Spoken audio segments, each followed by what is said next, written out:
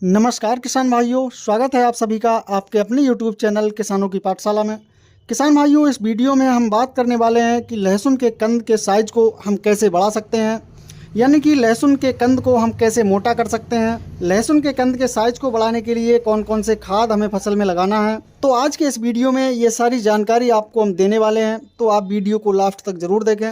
किसान भाइयों, आज हम एक ऐसे खाद के बारे में बात करने वाले हैं जिसका लहसुन की फसल में इस्तेमाल करके लहसुन के कंद के आकार को आप बढ़ा सकते हैं। तो किसान भाइयों, जब हमारी लहसुन की फसल लगभग 70 से 80 दिन के आसपास की होती है तो उसमें कंद का विकास होना शुरू हो जाता है।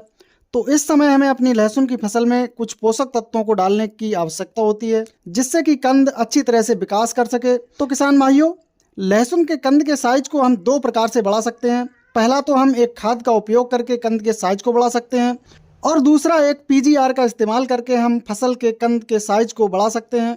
तो सबसे पहले हम बात करते हैं उस खाद के बारे में जिसको लगाकर हम अपनी फसल में कंदों के आकार को बढ़ा सकते हैं।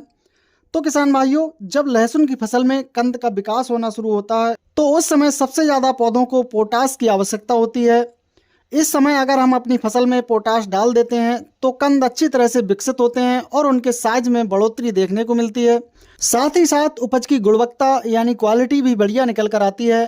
तो पोटाश की पूर्ति के लिए अधिकतर किसान भाई म्यूरेट ऑफ पोटाश का इस्तेमाल करते हैं।